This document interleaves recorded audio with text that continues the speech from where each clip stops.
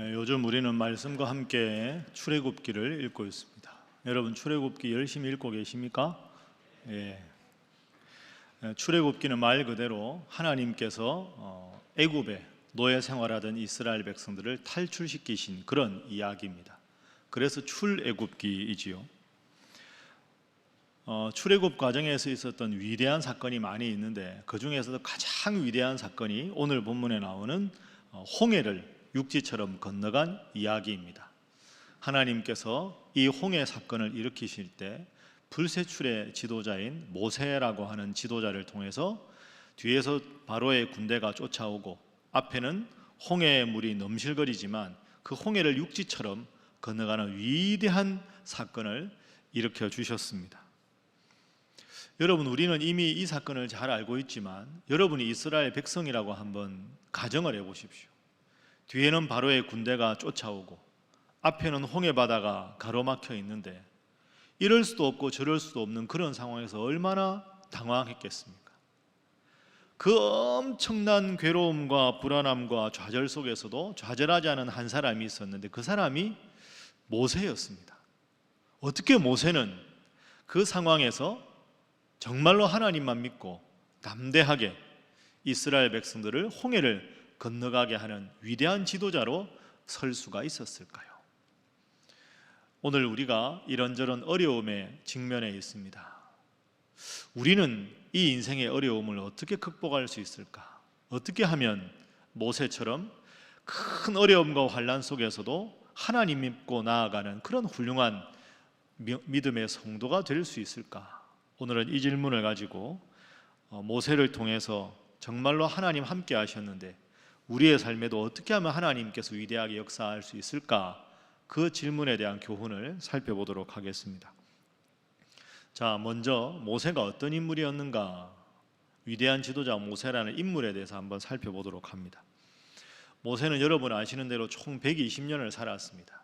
120년을 살았던 모세는 모세 인생의 1단계 40년, 2단계 40년, 3단계 40년 이렇게 세 주기로 구분을 할 수가 있습니다. 하나님의 부름을 받은 것이 몇 세 때입니까? 모세가 80세 때였습니다.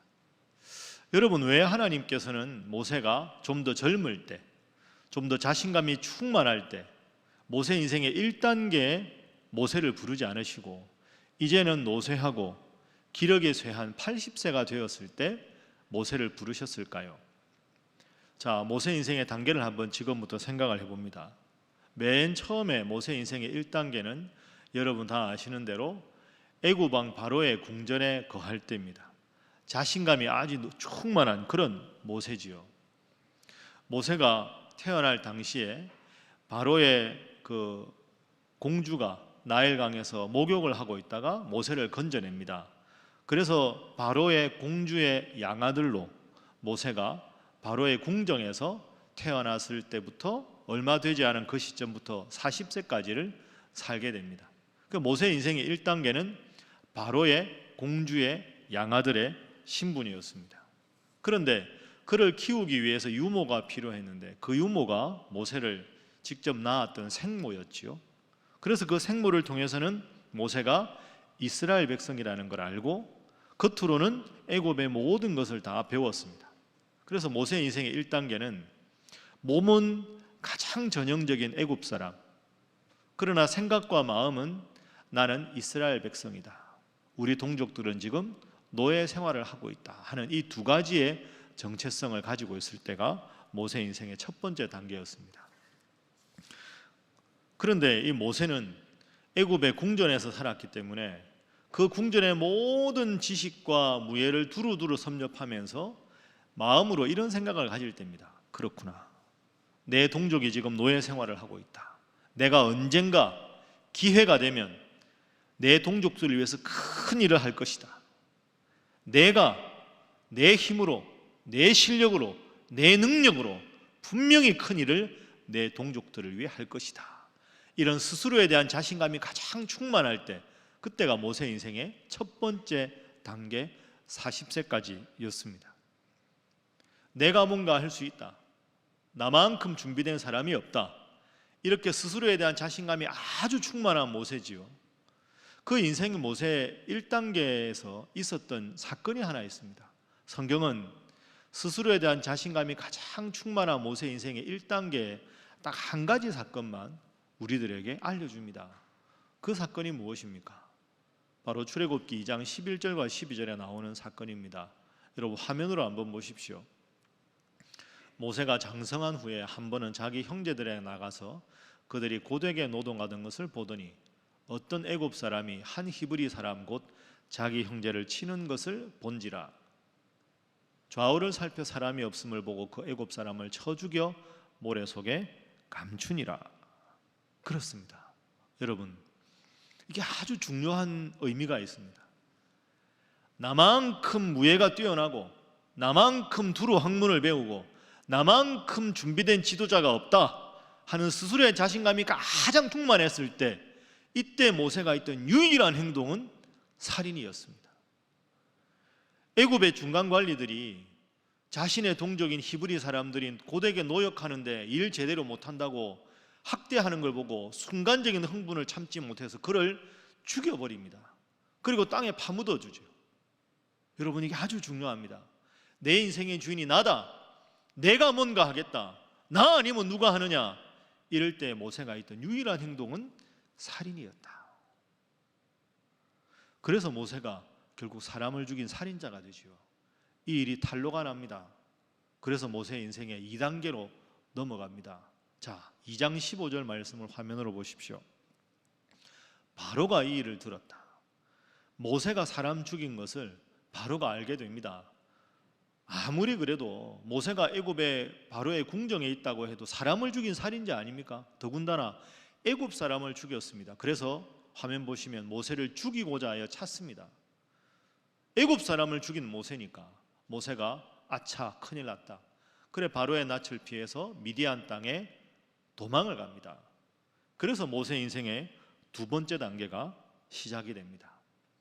첫 번째 단계는 바로의 공주의 양아들로 나 아니면 누가 할 수 있냐 자신감이 충만할 때였는데, 우발적으로 살인죄를 저지르고 이름 없는 목동으로 저 미디안 광야에, 모세가 과거에 바로의 궁전에 있었다는 걸 아무도 모르는 곳에 가서 2단계 40년을 지내게 됩니다. 자, 그렇습니다.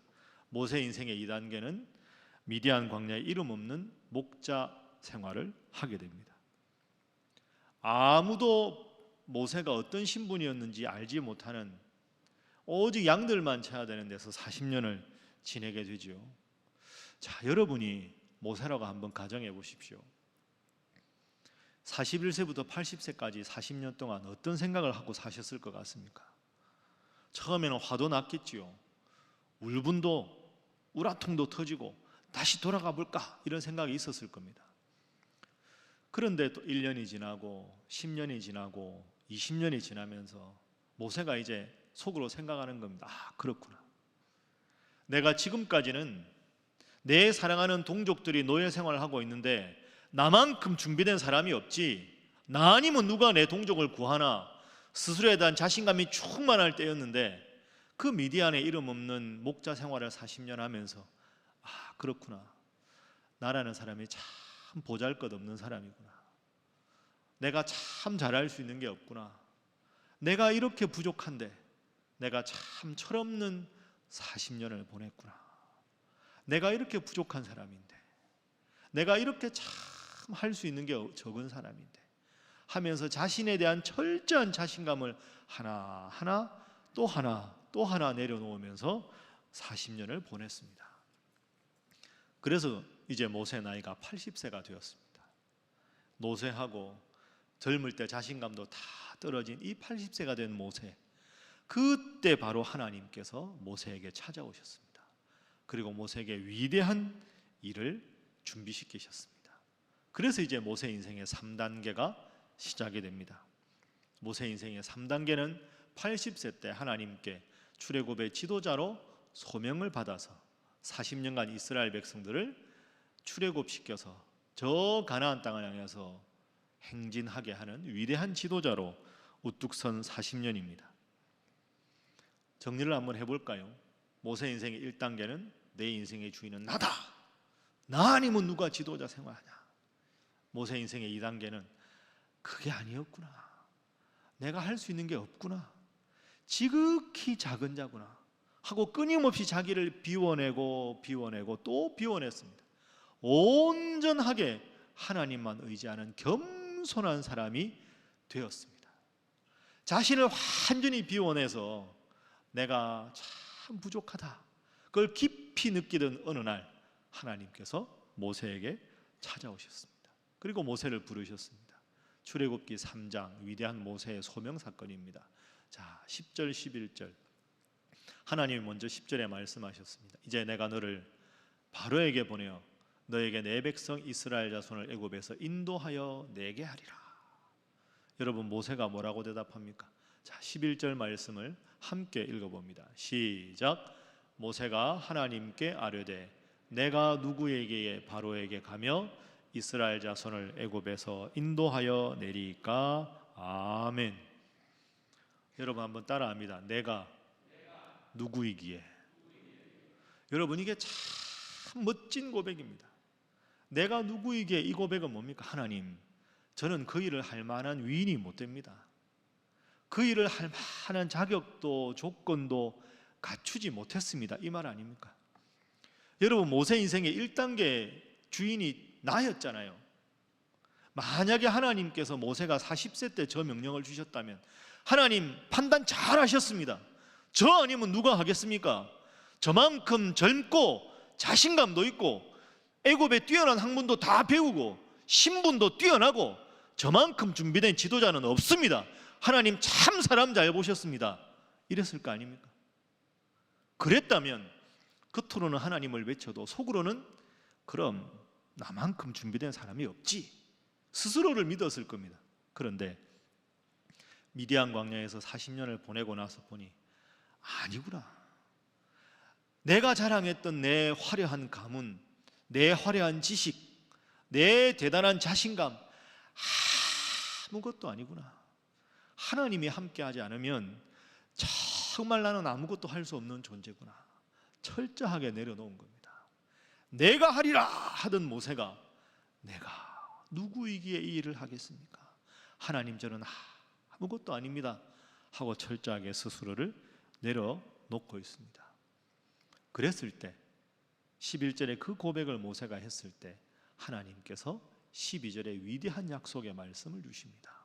자, 3장 12절 말씀 함께 읽습니다. 시작. 하나님이 이르시되 내가 반드시 너와 함께 있으리라. 내가 그 백성을 애굽에서 인도하여 낸 후에 너희가 이 산에서 하나님을 섬기리니 이것이 내가 너를 보낸 증거니라. 아멘. 따라합니다. 내가 반드시 너와 함께 있으리라. 여러분 믿습니까? 이 말씀, 여러분 이 말씀을 주실 때 하나님의 마음을 한번 상상해 보십시오. 하나님이 모세가 내가 누구에게 이 일을 하겠습니까? 라는 그 대답, 그 진실한 대답을 80년을 기다리신 겁니다. 80년. 모세의 입에서 정말로 입으로만 하는 게 아니라 마음으로 철저하게 하나님, 저는 아무것도 할 수 없습니다. 제 힘으로 할 수 있는 게 하나도 없습니다. 그래 모세야, 바로 그것이다. 내가 할 수 있는 것이 하나도 없다. 너의 입에서 저는 아무것도 할 수 없습니다. 진실한 그 고백을 내가 하기를 80년을 기다렸다. 80년을. 걱정하지 말아라. 이제는 너의 힘이 아니라 나의 힘으로, 너의 능력이 아니라 나의 능력으로 함께 하겠다. 그게 12절 말씀에 내가 너와 함께 하리라. 이게 하나님께서 주신 약속의 말씀입니다. 그 약속의 말씀을 하나님은 80년 동안 하고 싶으셨던 것이죠. 자, 그래서 이제 모세가 하나님께서 주신 약속을 듣고 바로 섭니다. 두 번째 장면으로 넘어갑니다. 모세에게 주신 약속은 내가 너와 함께 하리라. 이제 모세는 같은 사람 모세였지만 주체가 바뀌었습니다. 내가 하겠다 하는 삶의 주체가 나라는 단계에서 내가 아니라 하나님께서 하신다 하는 하나님을 의지하는 삶의 주체가 온전히 바뀐 모세로 온전한 하나님의 사람으로 변화되었습니다. 그 온전한 하나님의 사람으로 변화된 모세, 그 훌륭한 모습을 잘 보여주는 것이 바로 오늘 본문의 홍해 사건입니다. 자, 오늘 본문으로 넘어가 보겠습니다. 모세와 이스라엘 백성들 뒤에는 바로가 최정의 군대를 이끌고 쫓아옵니다. 10가지 재앙을 당했을 때 그 호되게 당하고 다 내보낸 바로였지만 막상 노예들이 없으니까 사는 게 힘들지요. 왜 내가 내보냈을까 하고는 뒤에서 쫓아옵니다. 이스라엘 백성들의 앞에는 홍해가 가로놓여 있습니다. 앞에는 홍해가 있고 뒤에는 바로가 있습니다. 이스라엘 백성들이 당황하기 시작합니다. 이스라엘 백성들 눈에는 오직 죽음밖에 없습니다. 홍해에 빠져서 죽든지 바로의 군대에서 무참하게 짓밟혀 죽든지 이래 가도 죽고 저래 가도 죽습니다. 그러니 모두가 모세만 원망합니다. 왜 우리를 이곳에 데려와서 여기서 몰살을 하게 만드냐고 전부 모세를 향해서 죽일 기세로 대들고 있습니다. 자, 모세를 원망하는 이스라엘 백성들의 원망의 소리를 한번 보겠습니다. 자, 14장 오늘 본문 11절 한번 보십시오. 그들이 모세에게 말합니다. 애굽에 매장지가 없어서 당신이 우리를 이끌어내 이 광야에서 죽게 하느냐? 왜 우리를 애굽에서 이끌어내서 여기서 죽게 하느냐? 막 아우성을 칩니다.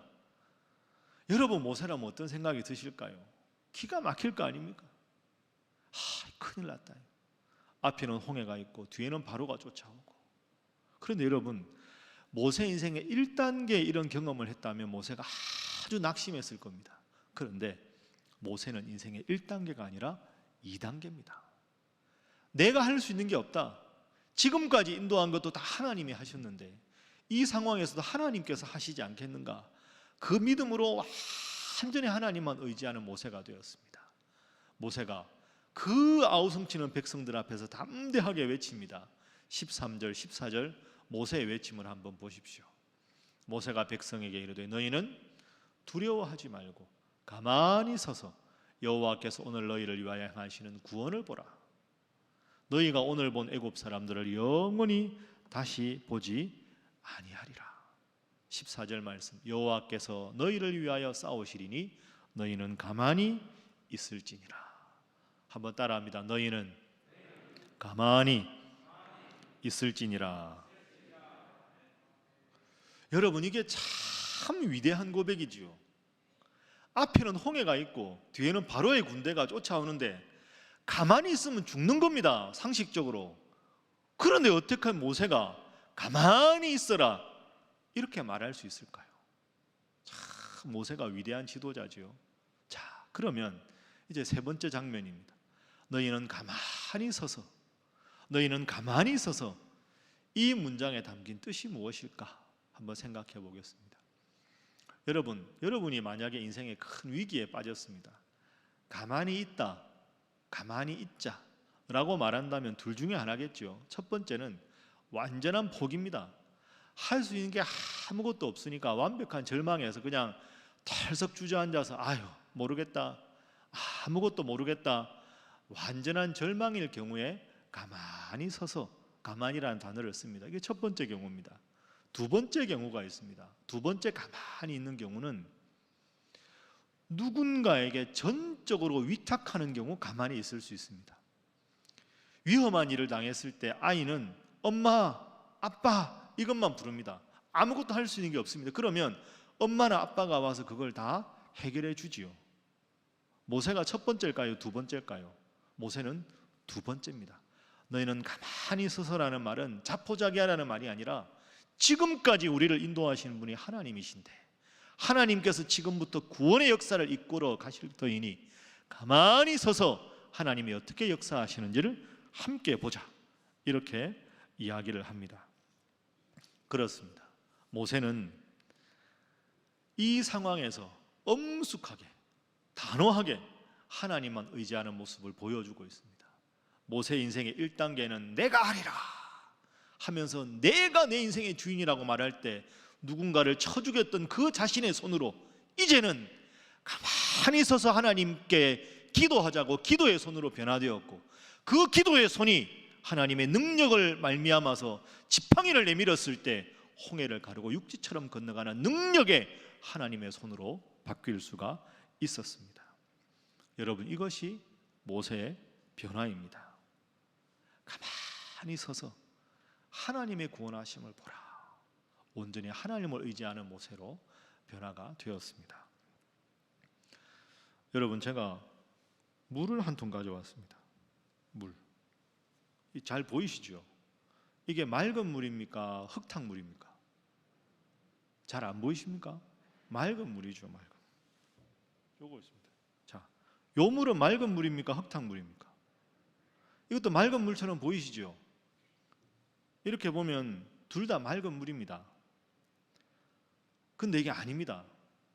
요 물은 맑은 물인데요, 이 물은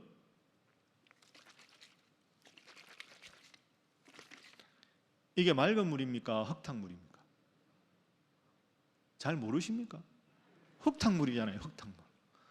이건 아무리 흔들어도 맑은 물이고요, 이건 맑은 물처럼 보이는데 바닥에 진흙이 있었거든요. 제가 이렇게 하고 여러분들에게 이게 맑은 물입니까? 여러분 맑은 물이라고 하셨습니다. 근데 흔들어 보니까 흙탕물입니다. 여러분, 이게 아주 중요합니다. 모세 인생의 1단계에는 모세 상태는 이런 상태입니다. 이걸 가리고 보니까 겉으로는 아마 생모의 영향으로 하나님을 이야기했겠죠. 속으로 하나님 믿는다고 했을 겁니다. 그런데 인생의 위기가 닥칠 때, 특별한 문제가 있을 때는 하나님을 의지하기보다는 나를 믿는 거죠. 그러니 막 흔들어 보니까 하나님을 믿는 게 아니라 영적으로 혼란한 흙탕물의 상태가 되는 겁니다. 그런데 모세 인생이 80세가 되었을 때는 이 바닥에 있던 스스로에 대한 자신감, 스스로에 대한 교만, 스스로에 대한 우월의식, 완전히 40년 동안 미디안 광야에서 다 버린 거죠. 바닥에 있는 교만 덩어리가 없습니다. 찌꺼기도 없습니다. 아무리 흔들어도, 아무리 뒤집어도 순도 100%의 맑은 물, 온전히 하나님만 의지하는 모세가 된 거죠. 모든 사람들이 그 당시에 우왕좌왕하면서 큰일 났다, 하나님 우리를 도와주지 않는다 하고 하나님의 이름을 부르지만 하나님을 부정하는 이스라엘 백성들 앞에서 여전히 가만히 있어라, 가만히 있어라, 하나님이 함께 하십니다, 하나님이 함께 하신다, 하나님이 구원하신다, 이런 모세로 변화가 된 겁니다. 여러분, 그렇습니다. 신앙의 중간지대는 없습니다. 영적으로 맑은 물이든지 흙탕물이든지 둘 중에 하나입니다. 한 발은 세상에 두고 한 발은 믿음에 두고, 힘들고 어려울 때는 세상을 의지하고 별일 없이 평탄할 때 하나님께 기도하고, 그게 바른 영적인 생활이 아닙니다. 만약에 우리가 그렇다면 모세 인생의 1단계와 우리가 다를 바가 없다고 볼 수가 있습니다. 그래서 오늘 본문은 우리에게 묻습니다. 그것은 애굽이냐 하나님이냐 하는 질문입니다. 오늘 본문 14장 말씀을 자세히 보시면 이스라엘 백성들과 모세의 영적인 수준이 아주 명확하게, 극명하게 드러납니다. 여러분, 이스라엘 백성들도 하나님을 믿는 사람들입니다.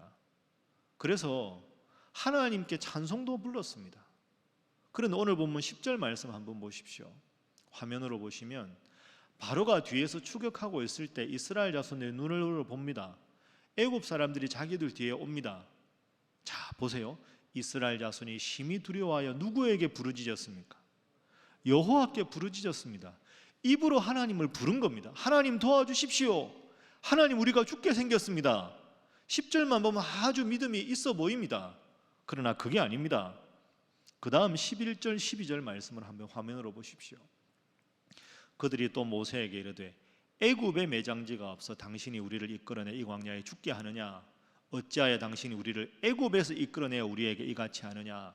12절 말씀, 우리가 애굽에서 당신에게 이런 말이 이것이 아니냐? 이르기를 우리를 내버려 두라, 우리가 애굽 사람을 섬길 것이라 하지 아니하더냐? 애굽 사람을 섬기는 것이 광야에서 죽는 것보다 낫겠다. 여러분, 이 이스라엘 백성들의 마음을 잘 보십시오. 입술로는 하나님께 구해달라고 하나님을 불렀습니다. 그런데 11절 12절에 애굽이라는 단어가 5번 나옵니다. 하나님 1번, 애굽 5번. 이게 무슨 뜻일까요? 입술로는 하나님을 부르는데 위기가 찾아오니까 애굽이 훨씬 두려운 겁니다. 애굽의 바로의 군대 앞에서는 꼼짝 못하는 하나님인 것처럼 보이는 겁니다. 이게 이스라엘 백성들의 영적인 수준입니다. 겉으로 하나님의 백성인데 하나님보다 애굽을 두려워하고 있습니다. 한 번, 5번. 모세는 어떨까요? 자, 모세의 모습을 봅니다. 13절. 모세가 백성들에게 말합니다. 너희는 두려워하지 말고 가만히 서서 여호와께서 오늘 너희를 위하여 행하시는 구원을 보라. 애굽 이야기하지요. 너희가 오늘 본 애굽 사람을 다시는 보지 않을 것이다. 애굽을 두려워하지 말라는 말씀입니다. 14절 말씀. 여호와께서 너희를 위하여 싸우시리니 여호와께서 너희를 위하여 싸우시리니 너희는 가만히 있을지니라. 그렇습니다, 여러분. 이스라엘 백성들도 여호와를 부르고 애굽을 말하고 모세도 여호와 하나님을 말하고 애굽을 말합니다. 차이가 있습니다. 이스라엘 백성들은 여호와는 1번, 애굽은 5번. 그러나 모세의 입에서는 여호와께서 싸우신다, 여호와께서 함께 하신다. 애굽은 두려움의 대상이 아니라 정복의 대상이다. 이게 다른 점입니다. 하나님 중심으로 살아갈 때 애굽은 모세에게는 두려움의 대상이 아니었습니다. 정복의 대상이었죠. 그러나 입술로만 하나님을 부르는 이스라엘 백성들에게는 애굽은 정복의 대상이 아니었습니다. 두려움의 대상이었습니다. 그렇습니다. 자, 저를 한번 따라해 보시죠. 모세에게 애굽은 두려움의 대상이 아니라 정복의 대상이었다. 그렇습니다. 여러분, 애굽을 오늘 우리의 삶으로 연결시켜 보면 애굽이 무엇일까요? 애굽은 바로 이 세상과 같습니다. 우리는 이 세상에 살아갑니다. 때로는 어려운 일도 생기고 부담스러운 일도 생기고 이렇게 까닭없는 두려움으로 많이 불안해하고 있습니다. 그러나 꼭 기억하셔야 합니다. 하나님을 믿는 우리에게는, 하나님께서 나와 함께 하심을 믿는 우리에게는 이 세상은 두려움의 대상이 아니라 정복의 대상인 줄로 믿습니다. 예수님께서 내가 세상을 이겼다 말씀하셨는데 그 예수님의 구원을 믿는 우리가 이 세상을 두려워해서야 되겠습니까? 꼭 기억하십시오. 여러분의 인생에 앞에 홍해가 가로놓여 있고 뒤에 바로의 군대가 쫓아오는 큰 어려움이 있어도 내가 온전히 하나님만 믿고 의지하면, 내가 모세와 같은 영적인 수준이 되면 이 세상과 이 고통과 이 위기는 두려움의 대상이 아니라 정복의 대상으로 하나님께서 함께 하셔서 극복하게 해주실 줄로 믿습니다. 모세의 위대한 고백을 한번 따라해 보겠습니다. 모세가 이렇게 외쳤습니다. 따라합니다. 여호와께서 너희를 위하여 싸우시리니 너희는 가만히 있을지니라. 여러분 믿습니까? 자, 이제 나라는 주어를 넣어서 따라하겠습니다. 여호와께서 나를 위하여 싸우시리니 나는 가만히 있을지니라. 마지막으로 한 번 더 따라합니다. 애굽은, 이 세상은 두려움의 대상이 아니라 정복의 대상이다. 여러분 믿습니까? 이것이 오늘 본문의 교훈입니다. 우리가 지금 참 어려운 시기를 겪고 있습니다. 여러분 중에 힘들지 않은 분이 누가 있겠습니까? 그러나 하나님이 모세 인생의 2단계 내가 누구이기에 하는 그 고백을 했을 때 그 진실한 고백에 그래 모세야 바로 그것이다. 너의 능력이 아니라 나의 능력으로 내가 너와 함께 해주겠다. 그렇게 하나님이 약속을 받고 나갔을 때 위대한 하나님의 사람, 불세출의 지도자가 될 수 있었습니다. 사랑하는 우리 신일의 성도 여러분, 여러분들도 모세처럼 살아가실 수 있기를, 믿음 생활하실 수 있기를 주님 이름으로 축복합니다. 한 발은 세상에 두고 한 발은 교회에 두고 왔다가 갔다가 분주한 삶을 살지만 마음에 평안 없는 그런 삶이 아니라 온전히 하나님의 사람으로 온전히 하나님만 믿고 따라가는 여러분 되시기를 주님 이름으로 축복합니다. 가슴에 손을 얹고 저를 따라합니다. 내가 하나님을 온전히 믿으니 나는 잘 될 것이다. 우리 가정은 잘 될 것이다. 우리 교회는 잘 될 것이다. 여러분 믿습니까? 그렇습니다. 여기서 핵심은 온전입니다. 그저 믿는 게 아니라 온전히 믿는 것, 그게 필요한 것이죠. 여러분이나 저나 다 어른 아닙니까? 여러분, 아이들이 하는 말하고 어른이 하는 말하고 가만히 보면 큰 차이가 하나 있습니다. 아이들이 하는 말은 감탄사가 많습니다. 우와, 이야, 캬, 이게 많아요. 근데 어른이 되면 감탄사가 없습니다. 좋은 걸 봐도 그저 그렇고, 멋진 걸 봐도 그저 그렇고, 감탄사가 없습니다. 그런데 가만히 생각해 보면요, 믿음 생활은 감탄사가 많아야 됩니다. 믿습니다. 할 수 있습니다.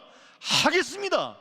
이게 믿음 생활인데 그저 왔다가 갔다가 한 발은 세상에, 한 발은 교회, 왔다가 갔다가 좋은 일이 있으면 기도하고 힘든 일이 있으면 한숨 쉬고, 그렇다면 우리가 모세 인생의 1단계와 다를 바가 무엇이겠습니까? 여러분 꼭 기억하십시오.